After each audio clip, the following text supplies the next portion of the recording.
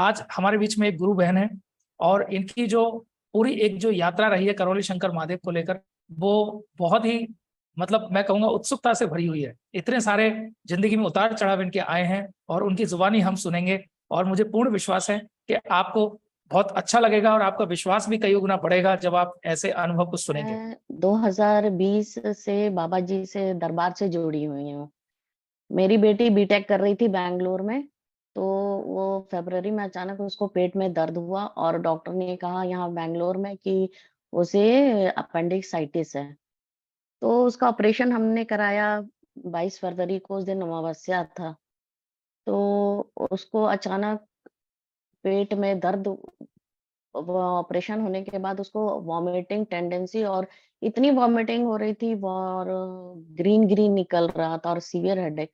ऐसे होते होते होते होते जब शाम हुआ तो उसको अचानक वो अजब टाइप का करने लगी हमारी बेटी जो है। तो उसके दोस्त लोग आए हुए थे और वो लोग, एक दोस्त उसको पकड़ने लगा तो वो उसका गर्दन के पास ऐसे ऐसे करने लगी, तो मुझे थोड़ा सा गुस्सा टाइप का आ गया। तो मैं उसको उसी हाल में एक थोड़ा-सा धीरे से थप्पड़ मारी तो उसने मेरा गला पकड़ लिया कस के। ओ, तो मेरे को कुछ समझ नहीं आ रहा था। तो एक मुस्लिम लड़का था, उसी के साथ पढ़ता था। तो वो बोला, "आंटी आप साइड हट जाइए।" और वो लोग तो बचपन से सब जानते हैं, सीखते हैं। तो उसको ये चीज़ का डेफिनेटली। आइडिया हो गया। तो हाँ, उसने कहा कि आंटी आप साइड हो जाइए। लेकिन मैं साइड कैसे हूँ, वो तो इतना ज़ोर से मेरा गला पकड़ा था कि वो हटा ही नहीं सक रहे थे। तो 2 जने दोस्त लोग उसके मिलके मेरा गर्दन जो दबा हुआ था वो हटाए और फिर मुझे साइड कर दिया गया। मुझे कहा कि आप बैठे रहिए। तो वो लड़का जो था, मुस्लिम लड़का, वो उसके पास आके वो कुछ-कुछ पढ़ने लगा तो वो उसको देखने लगी कस-कस के। तो वो साइड हो गया और वो बोला कि आंटी इसके ऊपर कुछ चीज़ें हैं। चूँकि मैं ये सब विश्वास नहीं करती थी क्योंकि मेरी मम्मी मेडिकल में थी, तो हम लोग ये सब विश्वास नहीं करते थे। और हम लोगों के साथ बहुत-बहुत गलत हुआ। इतने-इतने तांत्रिक लोगों के साथ हम लोगों ने ये करिए तो ठीक हो जाएगा, वो करिए तो ठीक हो जाएगा। और हमारे डैडी भी बेड पेशेंट थे, तो हम लोग ने इतना कुछ किया कि मन से विश्वास ही खत्म हो गया कि कुछ होता है। पर हमारी मम्मी यूट्यूब देखती थी। उन्होंने कहा कि एक बार करौली सरकार का बेटा देख लो। तो मैं क्या, ये सब बेकार होता है मम्मी, सब फेक है। तो उसने, मम्मा ने कहा कि नहीं, एक बार। तो जब मेरी बेटी सीरियस हुई तो उन्होंने कहा कि तुम उधर ही से उधर लेके बैंगलोर से कानपुर लेके जाओ, मैं इधर से आ रही हूँ लेके। तब तक मैंने कहा ठीक है। तो जब इसका ऑपरेशन हुआ और उसके ऊपर एक दिन में, उस दिन 22 फरवरी था और अमावस्या था और मुझे पता नहीं था ये सब कि अमावस्या में ऑपरेशन नहीं कराया जाता, ये सब नहीं होता है। और उसके ऊपर एक समय में 14-15 ठो आत्माएँ आ गई थी। अभी तक मैंने वो वीडियो रखा हुआ है, अभी तक। 14-15 उसके ऊपर जो आत्माएँ थी, अ आई थिंक सो 5.5 साल की बच्ची से लेके 14 थी, ये 14 इयर्स तक की बच्ची सब उसके बॉडी पे आ गई। और डाल्टनगंज से, बिहार से, यूपी से, कहाँ-कहाँ से वो सारी आत्माएँ थी। तो मैं तो पहले ये सब विश्वास नहीं कर रही थी, जब वो लड़का भी बोल रहा था उसका दोस्त, तो मैं विश्वास नहीं कर रही थी। लेकिन जब वो मेरा गला पकड़ी और वो उसकी आँखें फिर एकदम ऐसे हो गई थी कि देख के डर लग रहा था। एक हाथ में उसको एक हाथ में ड्रिप चल रहा था, एक हाथ में दोबारा से भी यहाँ पर ज़ेल्को लगा हुआ था ड्रिप चलाने के लिए। और उसपे इतनी उसमें उसकी ताकत थी कि मैं आप मतलब जो उस बेड पर लेटी हुई थी, वो बेड को वो हिला दे रही थी, इतने ज़ोर-ज़ोर से। जब वो लड़का उसके ऊपर कलमा पढ़ता था, तो वो पूरा ज़ोर-ज़ोर से शेक करती थी। तो मम्मी मेरे को ये एक गाना है बाबा जी का, भजन है, वो बहुत पुराना भजन है। अम, अ, बहुत शिव जी का भजन है एक। वो भजन मम्मी ने मेरे को दिया, कहा कि ये भजन डॉली आप बजा देना। तो मैं वो भजन उसके कान के पास लगा के रख दी मोबाइल में। तो जब वो भजन बजाती थी मैं, तो वो इतना ज़ोर-ज़ोर से शाउट करती और इतना ज़ोर-ज़ोर से चिल्लाने लगती कि फिर उसको पकड़ना पड़ता था। वो एकदम आउट ऑफ कंट्रोल हो गई थी मेरी बेटी। फिर वो भजन के द्वारा वो जो आत्माएँ थी, एक-एक करके अपना इंट्रोडक्शन देने लगी। वो लड़का पूछने लगा कि तुम कौन हो? मैं दूर पे ही खड़े होके तो एक लड़की आई तो उसने कहा वो कही कि मैं गोपालगंज की हूँ। बिहार में कोई गोपालगंज जगह है, तो वो गोपालगंज की थी। उसने कहा कि ये तांत्रिक मैं जा रही थी तो उसने पीछे से ऐसे-ऐसे कर दिया। सबने यही कहानी सुनाई और उस सबने कहा कि हम आपकी बेटी को लेने आए हैं, तांत्रिक मुझे भेजा है।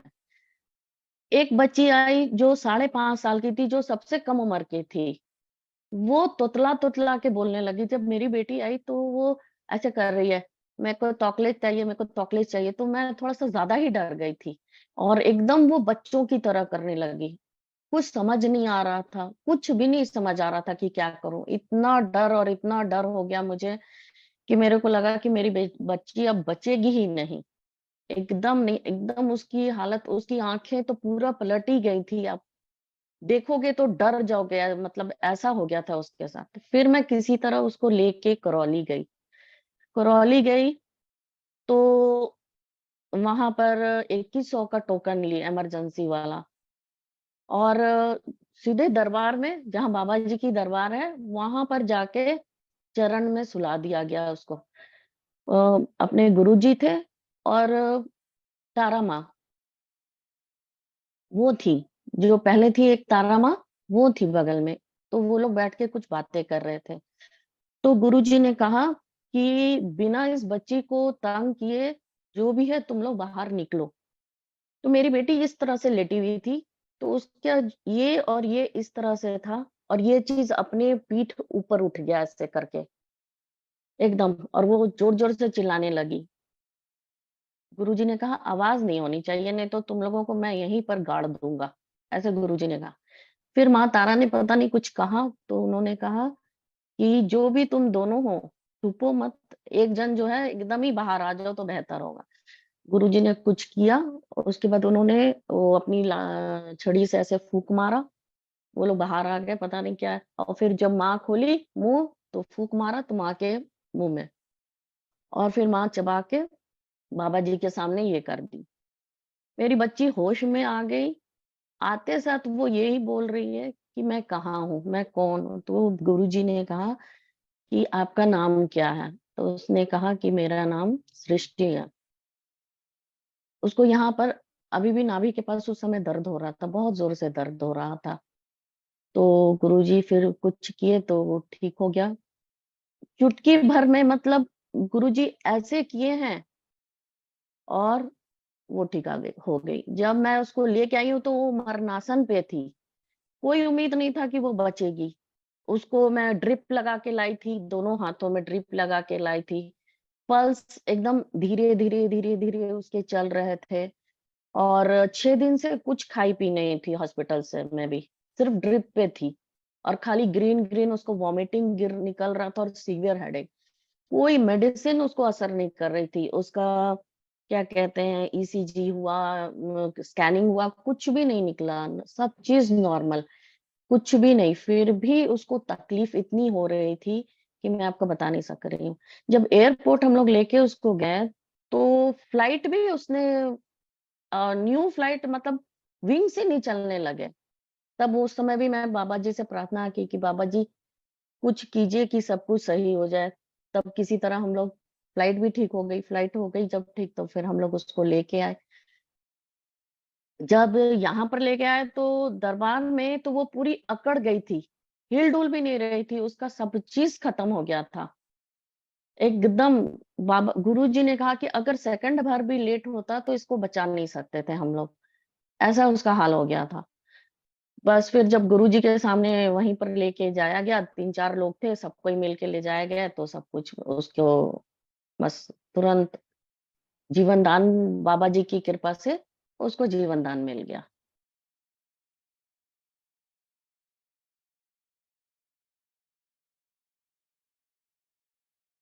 उसके बाद फिर स्मृति संकल्प न्यू जब शुरू हुई थी, तब मैं, मेरी मम्मी और मेरी बेटी हम लोग वहीं पर थे। अचानक उसने मोबाइल पे क्या देखा था पता नहीं, शाम के समय, कि उसके ऊपर चीजें हावी हो गई, वो स्मृतियां। और जब मैं सोई हुई थी नीचे, मेरी मम्मी, मेरे मामा जी भी थे, तो वो रात के समय आके मेरा गर्दन पकड़ ली थी जोर से, पूरे बाल ऐसे वैसे थे। तब उस समय भी फिर हमारे मामा जी हमें बचाए थे। लेकिन वो इतनी आउट ऑफ कंट्रोल हो गई थी, इतनी आउट ऑफ कंट्रोल हो गई थी कि दरबार से, आप निकू भैया को जानते होंगे, जो गुरुजी के साथ रहते हैं, निकू भैया। वो गुरुजी के सेवा सेवा पूरा सेवा में लगे रहते हैं। तो उनको कहा जाता है, ये गुरुजी के मतलब खासो खास है, उनको नंदी बैल कहा जाता है, कि उनके ऊपर नंदी बैल की सवारी है शायद। वो आके रात को 2 बजे उनको बुलाया गया, तो वो आके उनके साथ मतलब इतनी मुठभेड़ और लड़ाई हो रही थी।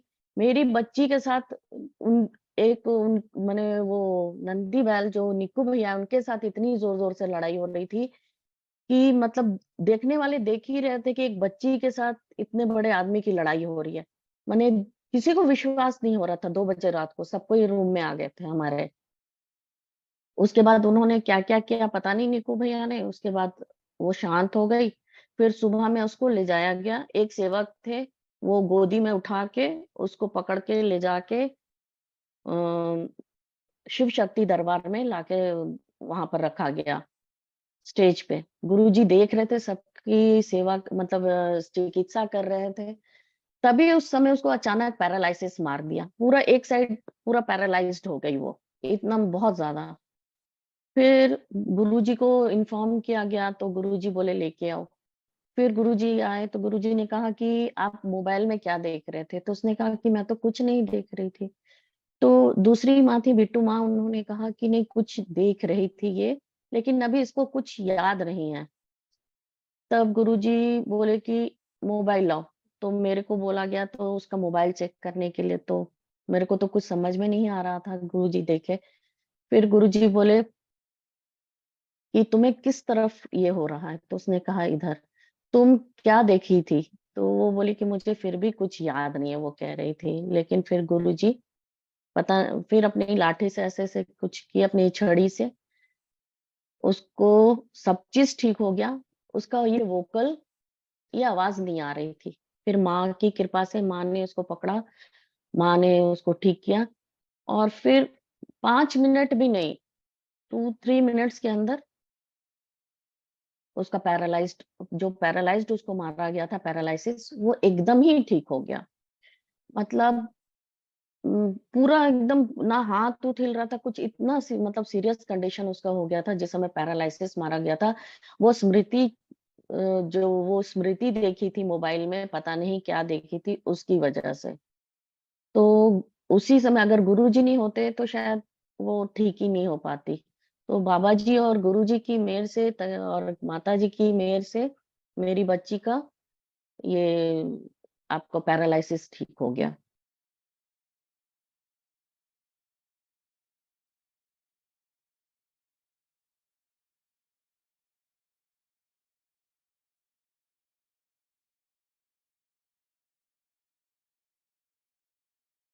जी। तो जो मेन जो कारण था दीदी, वो आप दरबार में जो जुड़ी थी, वो अपनी बेटी की जो परेशानियां थी हाँ उसकी जी। वजह से जुड़ी हाँ थी। जी। हाँ जी। जी, हाँ जी। पहले तो मैं विश्वास इसलिए नहीं कर रही थी कि मेरे घर में एकदम श्मशान घाट बन गया था। मैं एकदम कंगाल हो गई थी सिर्फ़ तांत्रिक लोगों के चलते, पंडित लोगों के चलते, ये करवाइए, वो करवाइए, आपके डैडी ठीक हो जाएँगे, इनके ऊपर ग्रह दिशा है, ये है, वो है। मेरे डैडी को ब्रेन स्ट्रोक हो गया था। तो इतना कुछ कराए कि सब चीज़ खत्म हो गया। मेरी मम्मी मेडिकल में थी, तो वो ये सब नहीं मानती थी। लेकिन जब मेरी बेटी के ऊपर ये चीज़ आया, जी। तब हम लोग माने कि हाँ, कुछ चीज़ होता है। और जब मैं दरबार पे गई, मम्मी भी गई, तो हम लोग को विश्वास हुआ। हमारी मम्मी जब मेरी बेटी मतलब पीछे तरफ से आ रही थी अंदर से गुरुजी के उधर से, तो मेरी मम्मी जब उसे देख रही थी तो मेरी मम्मी को विश्वास नहीं हो रहा था, वो रो रही थी। उनको लगा कि मेरी मतलब नतनी मर गई है। वो सिर्फ मुझे इसलिए दिख अच्छा, रही है क्योंकि मैं उसको बहुत प्यार करती हूँ, इसीलिए उसकी आत्मा मुझे दिख रही है। तो वो नानी जी बोल रही है, फिर भी मेरी मम्मी रोई जा रही है, रोई जा रही है। तब जब मैं मम्मी को शेक करी, तब मम्मी थोड़ा-सा होश में आई, तो उनको विश्वास हुआ कि हाँ, मेरी बेटी मतलब नतनी जिंदा है। जिंदा है। नहीं तो उनको विश्वास ही नहीं हो रहा था। उनको लग रहा था कि आत्मा है, ये मेरा प्यार है, इसीलिए सिर्फ मुझे दिखाई दे रही है। तो वो जी, विश्वास ही नहीं कर पा रही थी। तो ऐसा है कि सबसे मने दरबार से जुड़ने का है कि बाबा जी को मेरी मम्मी प्रार्थना करती थी कि एक बार मिले, एक बार जाएँ, लेकिन हम लोगों को कोई ले जाने वाला नहीं था, ना उनको कोई ले जाने वाला था।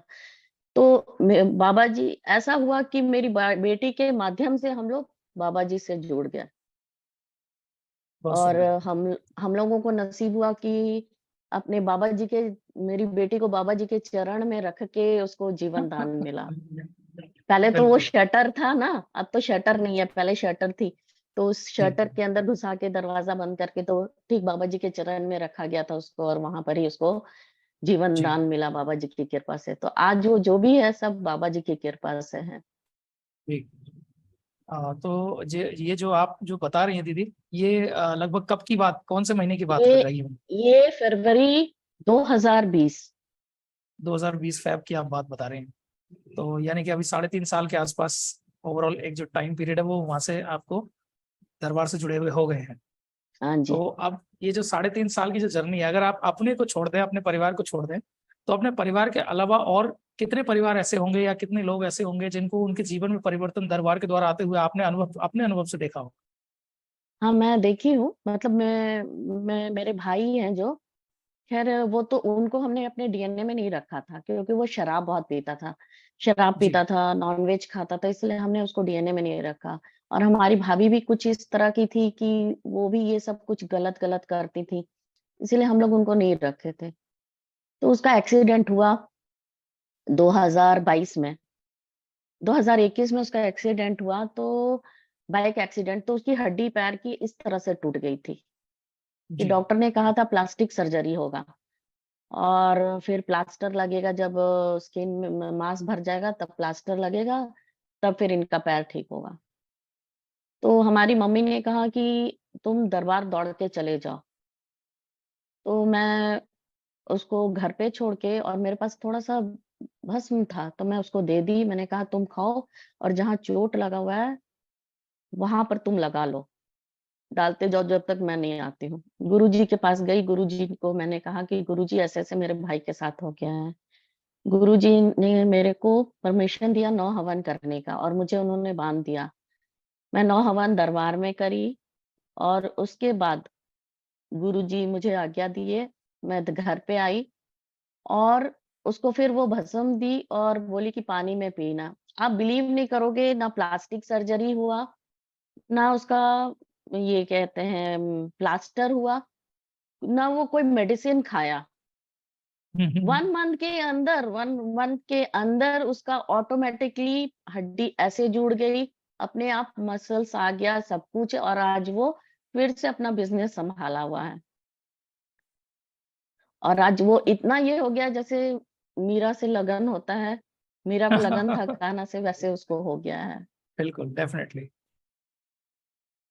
तो मतलब मैं एक मैं चीज, जी, हाँ जी, आप बताइए? जी, जो परिवार की जो मानसिक स्थिति थी उस समय क्या मनोदशा थी जिस समय बेटी के ऊपर इस तरह की सारी समस्याएं चल रही थी?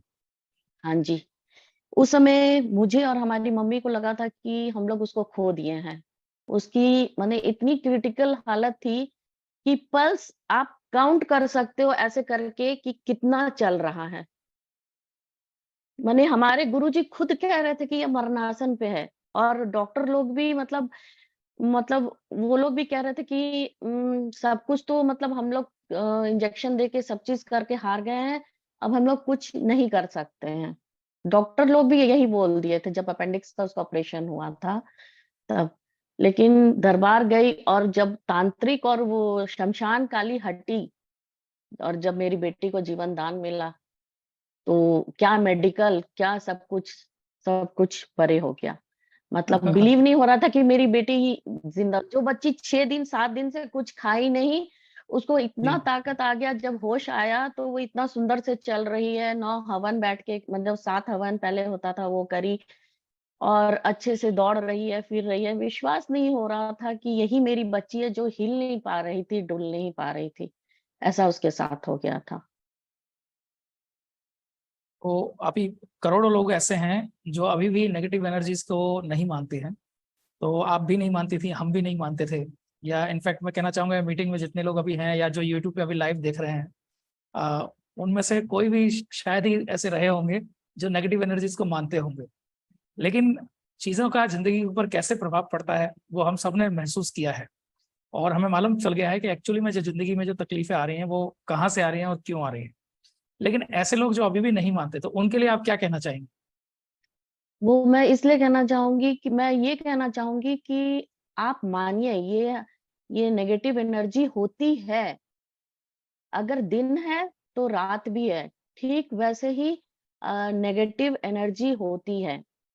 पॉजिटिव है तो नेगेटिव भी है। मेरी मम्मी और मैं, मम्मी मेरी मेडिकल में थी तो इसीलिए वो नहीं मानती थी, और वो भी कहती थी ये सब कुछ नहीं होता है। लेकिन जब अपने ऊपर बीतती है, तब पता चलता है कि हाँ, ये सब होता है, आत्माएँ होती हैं, आत्माएँ कभी मरती नहीं हैं। आत्माएँ होती हैं, तांत्रिक लोग होते हैं, और तांत्रिक बुरे तांत्रिक भी होते हैं, बुरे लोग होते हैं, जो किसी की खुशियाँ देखते ही नहीं हैं, पसंद नहीं करते और उनको तकलीफ देते हैं, बहुत तकलीफ देते हैं। आज अगर मैं पहले से दरबार से जुड़ी होती तो आज हमारे डैडी भी ज़िंदा होते। उनके उसमें नहीं चले जाते, तांत्रिक लोग के उसमें नहीं चले जाते, और गलत-गलत ब्लैक मैजिक में नहीं चले जाते। तो इसीलिए मैं यही कहूँगी कि प्लीज़ आप लोग ज़रूर मानिए कि नेगेटिव एनर्जी होती है। आज मेडिकल भी मानने लगे हैं कि नेगेटिव एनर्जी होती है। हमारे झारखंड में, रांची में एक हमारे डॉक्टर हैं, परिचित हैं। मैंने उनको एड्रेस दिया है। तो जी उम, उनके हम अल्ट्रासाउंड कराने जाते थे, तो वो एक दिन कहानी बता रहे थे, उनके कोई दोस्त की, कि उनके घर पे दीवार पर अब ऑटोमैटिकली ब्लड गिर रहा है, ऊपर से ब्लड चू रहा है, साइड-साइड से ब्लड गिर रहा है, चारों तरफ ब्लड ब्लड, और वो लोग इतना परेशान, गंध ऐसे कि जैसे मुर्दा का गंध होता है। बोलते हैं हम हम्म, लोगों का जीना हराम हो गया था। तो ये चीज़ जब मैं जुड़ी और एक दिन अल्ट्रासाउंड में कराने गई, तब फिर मेरे को जब वो बता रहे थे डॉक्टर साहब, तब फिर मैंने उनको बताया कि ऐसी-ऐसी जगह है, आप जाइए, सृष्टि वहीं से ठीक हुई है और उसको जीवन दान वहीं से मिला है। और मैंने उनको वीडियो अपना दिया, जहाँ जब उसको पैरालिसिस मारा था मेरी बेटी को, तो मैं वो वीडियो उनको दी, कि मैं क्या, आप देखिए कि कैसे उसको पैरालिसिस मारा और कैसे ये सेकंड भर में ठीक हो गई है। तो वो जब देखे तो उनको विश्वास हुआ, और वो चीज़ वो बोले कि मैं उनको दे देता हूँ। अब ये मुझे नहीं बिल्कुल। पता कि वो आए हैं कि नहीं गए, ये नहीं पता मुझे, लेकिन जी वो इतना कर दिए। डेफिनेटली। तो तो अभी आज जैसे डॉक्टर्स, हाँ जी, हाँ जी, आजकल डॉक्टर्स लोग भी ये मानने लगे हैं कि नेगेटिव बिल्कुल एनर्जी होती है, और इधर-उधर जा रहे हैं, अपना इलाज करा रहे हैं। घर में इतनी-इतनी परेशानियाँ आ रही हैं कि कल जो डॉक्टर नहीं मानते थे, आजकल मैं देखती हूँ कि वो लोग दरगाह जा रहे हैं, वो लोग झाड़-फूँक के पास जाते हैं। मैं अपने आँख से ये चीज़ देखी हुई हूँ कि इतने-इतने डॉक्टर्स लोग, वो चाहे लेडी डॉक्टर हो या जेंट्स डॉक्टर हो, सब कोई जा रहे हैं। जी। मेरा थोड़ा सा इसमें अनुभव ये रहा है कि बहुत सारे डॉक्टर्स ऐसे हैं जो मानते जानते हैं चीज़ों को और मानते भी हैं। लेकिन चूंकि उनको पेशेंट को कैश करना होता है, तो वो आपके फेस पे यही कहेंगे कि ऐसा बिल्कुल भी नहीं होता है। क्योंकि जो ट्रीटमेंट के फील्ड में है, तो वो बहुत अच्छे से जानते हैं कि किस चीज़ का ट्रीटमेंट हो रहा है और किस चीज़ का ट्रीटमेंट नहीं हो रहा है। अच्छा, मेडिसिन दे रहे हैं, बहुत सी मशीनें हाँ चेक जी, भी कर रही हैं, लेकिन बॉडी में हाँ कोई जी, डिजीज नहीं है, लेकिन पेशेंट तो अनकंफर्टेबल है। पेशेंट को हाँ जी, बराबर जो पेन है वो बने हुए हैं, लेकिन मशीन से उसको डायग्नोसिस नहीं कर पाती है। तो मुझे हाँ ऐसा जी, लगता है दीदी कि डॉक्टर्स ऑलरेडी इस चीज़ को, इस फैक्ट को बहुत अच्छे से समझते हैं। लेकिन चूंकि उनका बिल्कुल। प्रोफेशन अलाउ नहीं करता है इस चीज़ के लिए बताने के लिए, तो मैक्सिमम जो डॉक्टर्स होते हैं वो इसको नहीं बताते। लेकिन कुछ डॉक्टर्स, जैसे हमारे परिवार में डॉक्टर मोहन कमल जी भी हैं, तो वो भी एक डॉक्टर हैं। हाँ ऐसे जी, हाँ बहुत जी, सारे डॉक्टर्स हमारे इस परिवार से जुड़े हुए हैं। तो उनका जो नजरिया है दरबार के प्रति वो पहले से भी सकारात्मक था और अब भी बहुत ज्यादा सकारात्मकता है, लेकिन दरबार से जुड़ने के बाद और जो उनके एक्सपीरियंसेस वो और बहुत ज्यादा अच्छे हुए। तो अच्छे हुए तो वो मेडिसिन के साथ साथ लोगों को प्रिस्क्रिप्शन में, मतलब दरबार को भी प्रेस्क्राइब करते हैं। मैं तो ये कहना चाहूंगा कि लोग दरबार से जुड़े हैं और यहाँ आके अपनी प्रॉब्लम्स का सॉल्यूशन पाए। तो क्या कहना चाहेंगे दीदी इसके बारे में आप? हाँ, ये बात तो 100% सही है आप जो बोल रहे हैं कि डॉक्टर्स लोग जानते हैं सब कुछ लेकिन वो शो नहीं करते हैं। बिकॉज़ ये अभी हाल-फिलहाल हमारे साथ हुआ है। मुझे इधर पीछे में बैकएक पेन हो रहा था। मैं दरबार से आई थी अभी गुरु पूर्णिमा में, उसके बाद से मुझे अचानक बैकएक पेन शुरू हो गया पीछे में। और इतनी तकलीफ कि मेरे को साँस ऊपर नहीं आ रहा था, ना मैं हिल-डुल सक रही थी, तो मैं अल्ट्रासाउंड कराई, जी सब जी। कुछ कराई। तो डॉक्टर कह रही हैं और स्पेशलिस्ट के पास गई, तो डॉक्टर कह रही है मुझे कि आपको कुछ नहीं हुआ है और आपका एक स्कैनिंग और होगा, उसके बाद कुछ नहीं। मेरे को पेन है, लेकिन वो मेरे को 2 बार एक्स-रे करवाई, अल्ट्रासाउंड करवाई हैं, सब कुछ करवाई हैं। तो जी। मैं कुछ भी नहीं बोल रही थी। मैंने कहा कि चलो एक्स-रे तक ठीक है, लेकिन ये अल्ट्रासाउंड क्यों कराया जा रहा है? लेकिन फिर भी मैंने कुछ नहीं कहा। इतना-इतना टेस्ट हो गया, सब कुछ हो गया। लास्ट में वो क्या कहती हैं, आपको इसलिए तकलीफ है क्योंकि आपको अस्थमा हो गया है। मतलब आप सोच लीजिए, मुझे पीछे पेन है और मुझे कहा जा रहा है कि मुझे अस्थमा है। तो मैं तो बहुत शॉर्ट टेम्पर हूँ, लेकिन मेरी बेटी थी तो वो बोली वही हैंडल करी, वही कन्नड़ा में टॉक कर रही थी, सब चीज़ बात कर रही थी। तो मैं तो कुछ बोल नहीं रही थी, तो मैं चुप थी। मैंने कहा कि मुझे जी जी। पीछे पेन है और आप मुझे बता रही हैं कि मुझे अस्थमा है। जी तो आप सोचिए कि जो वो स्पेशलिस्ट होके मैं गूगल में उनको देख के अपॉइंटमेंट ली हूँ और वो स्पेशलिस्ट डॉक्टर होके मुझे कह रही है कि आपको अस्थमा है। लेकिन कुछ भी नहीं निकला। लास्ट में मैं पानी में भस्म डाल के पी और लगाई, उसी से मेरा 2 महीना का दर्द ठीक हो गया। 2 महीना रेगुलर दर्द रहा कि मैं हिल-डुल नहीं सक रही थी, बस वही करके मैं ठीक हो गई। आप बिलीव नहीं करिएगा। डेफिनेटली। मैं आपको एक जो यूट्यूब पे बहुत सारे लोग अभी जुड़े हुए हैं दीदी, और सारिका दीदी भी हमारे साथ में यूट्यूब पे लाइव जुड़ी हुई है। और सारिका दीदी ने एक बहुत बढ़िया बात यहाँ लिखी है कि सबको समझना चाहिए कि कैसे विद इन 5 मिनट्स, यानी कि 5 मिनट के अंदर अंदर इतने कॉम्प्लिकेटेड केस ठीक हो जाते हैं। Energy exchange process is very fast. मतलब दरबार बिल्कुल, में आप आते हैं और 5 मिनट के अंदर जो बाबा आपको हील कर देते हैं। और इसके ऊपर जो साइंटिफिक बिल्कुल। लॉजिक है कैसे कर देते हैं वो भी सारिका दीदी ने लास्ट अपने इंटरव्यूज में बताए हैं। हाँ और जी, हाँ अभी जी। तक जितने भी यूट्यूब पे वीडियोस हमारे डले हुए हैं, एक कलेक्शन हम तैयार कर रहे हैं, क्योंकि ये जो एक्सपीरियंसेस की जो सीरीज है ये कोई छोटी मोटी चीज नहीं है। क्योंकि आप लोगों के जो परिवारों से जो बाबा माँ की जो विशेष कृपा जो हुई और आप शेयर करते हैं, तो ये हमारे लिए बहुत ज्यादा प्रीशियस है, अनमोल है, और इसीलिए इसका कलेक्शन पूरा तैयार कर रहे हैं। एंड मैं आप सभी से एक परमिशन जरूर चाहूंगा, माँ बाबा की प्रेरणा से। एक एक्चुअली छोटी मोटी राइटिंग स्किल्स भी है, चूंकि मैं अपने प्रोफेशन में हूँ, तो मेरी खुद की स्पोकन इंग्लिश से रिलेटेड बुक भी है। तो माँ बाबा की प्रेरणा से अभी पिछले कुछ दिनों से मेरे मन में एक बार बार आ रही है कि आप सबके जो कलेक्शन है उन कलेक्शन को एक बुक के फॉर्मेट में भी सजाया जाए, यानी कि इन द फॉर्म ऑफ बिल्कुल, वीडियो बिल्कुल। तो हमारे पास में है ही, लेकिन आप सभी के जो जीवंत जो उदाहरण है, आप जब लोगों के जीवन में जो परिवर्तन आए हैं उन सभी को लेकर, और दरबार के बहुत सारी ऐसी अनुसंधान है जो व्यक्तिगत रूप से मेरे भी जिंदगी में जो सारी चीजें हुई हैं, तो वो एक्सपीरियंसेस का एक कलेक्शन क्यों ना एक बुक के रूप में भी लाया जाए। तो ऐसे एक प्रेरणा माँ बाबा की कृपा से काफी दिन से मेरे मन में आ रही है। तो मैं चाहूंगा कि अगर सारे गुरु भाई बहनों की परमिशन हो, मैं परमिशन ही कहूंगा क्योंकि ये सब अनुभव आप लोगों के हैं, ये प्रोग्राम आप लोगों के हैं, तो अगर आप सभी की परमिशन मिले तो इसका कलेक्शन एक मैं लिटरेचर के फॉर्म में भी लाना चाहता हूँ। तो जितने भी यूट्यूब पे भाई बहन है वो हरियर लिख के परमिशन दे सकते हैं, या जो जूम पे लाइव है वो भी हरियर लिख के परमिशन दे सकते हैं। सो दैट आपकी परमिशन मिलेगी तो कुछ नया और करने की जो प्रेरणा माँ बाबा से मिल रही है उसको और ज्यादा बल मिलेगा। क्योंकि आप सबके सहयोग के बिना ये सब चीजें नहीं हो सकती।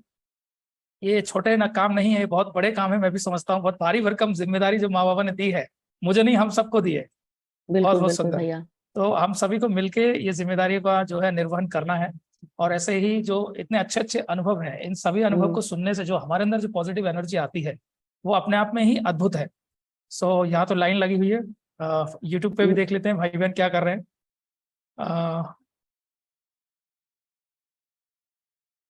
बहुत सुंदर, बहुत सुंदर हरिहर भाई जी। करौली शंकर संकल्प जिंदगी। ये हमारा एक यूट्यूब चैनल है किसी भाई या बहन का। जय माँ बाबा की, बहुत अच्छा सोच रहे हैं भाई, बहुत बहुत धन्यवाद। Good good. अच्छा, किसी का क्वेश्चन हो तो वो जूम पे लाइव आ सकते हैं, और जूम पे हम दीदी से बात भी करेंगे, चर्चा भी करेंगे।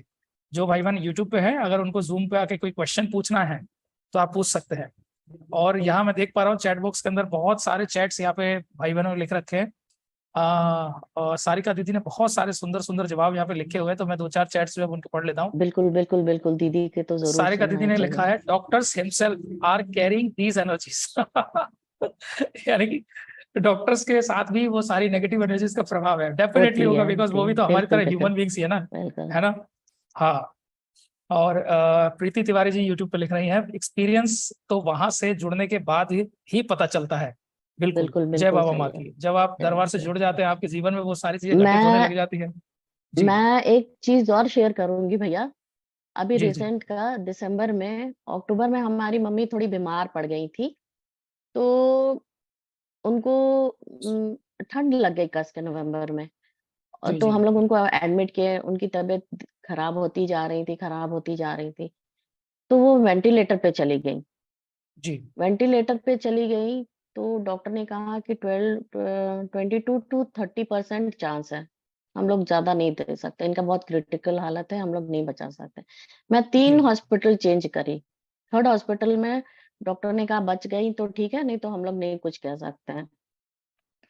तो मैं बस बाबा जी के पास घर पे आती और यही प्रार्थना करती कि बाबा जी, आप जैसे मुझे रखिएगा, मुझे रखिए, लेकिन मेरी मम्मी को जीवन दान दे दीजिए। उनको दीक्षा लेनी है, उनको दीक्षा लेनी है, वो दीक्षा के लिए रो रही है। हॉस्पिटल में वेंटिलेटर से जाने से पहले बस वो पूरा हॉस्पिटल मतलब सिर पे उठा ली थी, महादेव महादेव महादेव, मुझे दीक्षा दीजिए महादेव, गुरुजी, बाबा जी। और जब भी मम्मी बीमार पड़ती थी, मम्मी को दर्शन मिलते थे बाबा जी के। वाह, लेकिन जब क्या बात मम्मी है। जाने वाली, हमेशा मम्मी सीरियस होती थी, उनको पल्पिटेशन या कुछ भी होता था तो बाबा जी और गुरु जी तुरंत आते थे। लेकिन जब मेरी जी मम्मी का जाने का समय आ गया, तो 1 महीना से मम्मी बेड पेशेंट हो गई, लेकिन इतना बोल रही है ना, बाबा जी दर्शन दे रहे थे ना गुरु जी के, रोने लग गई कि अब मेरे को कोई दर्शन नहीं दे रहे हैं। लेकिन जब वो वेंटिलेटर पे गई और वेंटिलेटर से थर्ड डे वापस आई हैं, आप बिलीव नहीं करिएगा भैया कि मैं उनकी फोटो रखी हुई हूँ, आप देखिएगा तो आप बिलीव नहीं करिएगा और ना कह सकिएगा कि ये वेंटिलेटर वाली पेशेंट है। जी। बाबा जी वो जाने वाली थी 12th को, लेकिन 19th को बाबा जी ने 5 दिन की मोहलत दे दी और उनको जीवन दान दे दिया और वेंटिलेटर से निकाल दिया। आप सोच लीजिए। और एकदम ठीक थी, एक मतलब आप, मैं वो फोटोग्राफ दिखाऊंगी, आप देखिएगा तो आप कहिएगा कि ये तो वेंटिलेटर वाली पेशेंट ही नहीं लग रही हैं, ऐसा उनकी हालत हो गई थी। सोच लीजिए। अद्भुत। हमारे साथ मतलब मैं आपको बता नहीं सकती हूँ कि मैं जब से बाबा जी से जुड़ी हूँ, जी इतने मेरे साथ इंसिडेंट हुए और इतने इतने बाबा जी ने मेरे ऊपर कृपा की है और दया की है, मेरे पर, मेरी बेटी पर, मेरी मम्मी पर, मेरे परिवार पर, कि मेरे पास शब्द नहीं है कुछ कहने को। बस मैं उनको कोटि-कोटि धन्यवाद देती हूँ और कृतज्ञ हूँ और आभारी हूँ बाबा जी की, और हमेशा रहूँगी। अभी मेरी बेटी जॉब कर रही है, वो भी उस बाबा जी की कृपा से हुई। बीटेक जब कर रही थी तो वो बीमार थी, आपको पता है कि उसके ऊपर जो चीज़ें आ गई थी, वो कुछ जी जी पढ़ाई-लिखाई नहीं कर पाई। मात्र वो सवा महीना पढ़ पाई। लास्ट उसका था 4th ईयर, और जब जी एग्ज़ाम लिखी है उसको 86% आया भैया बीटेक में। जी। वाह। जॉब भी एग्जाम ने रिजल्ट के 1 हफ्ता बाद भी ऑटोमेटिकली मीन्स के उसके पास खुद जॉब के लिए प्रेफरेंस आया और आज बिग फोर में है, बैंगलोर में बिग फोर कंपनी में है, सोच लीजिए। अपने आप उसको जॉब लग गई और जी 3 महीना 4 महीना के बाद उसको अपने आप प्रमोशन भी हो गया, सोच लीजिए। इतनी जल्दी उसकी प्रमोशन हो गई कि मैं आपको और क्या बताऊं। अभी बस इस बार गई थी कि उसके ऊपर गंदगी आ गई थी ऑफिस की। हम लोगों को नहीं जी। पता था कि ऑफिस की भी गंदगी होती है। बिल्कुल। ऐसे ही वो लेटी हुई थी संडे को, तो उसके ऊपर कुछ चीजें आ गई। और वो साउथ इंडियन वाले लोग पिक्चर में आप देखते हो ना, जीव निकाल के करते हैं, वो उस तरह से करने लगी। ओ। और गुरुजी को कहीं निकलना था दरबार से, तो हम जी लोग फिर फटाफट फ्लाइट पकड़ के पहुंचे और गुरुजी से मिले। तो गुरुजी ने कहा कि ये ऑफिस की चीजें हैं, ये ऑफिस की चीजें हैं, क्योंकि तुम जिस ऑफिस में काम करती हो, जिस कंपनी में काम करती हो, जिस बॉस के अंडर में काम करती हो, उसके लिए तुम अच्छा सोचती हो, अच्छा सब कुछ बिल्कुल। करती हो कि मेरा कंपनी अच्छा बढ़े, मेरे बॉस।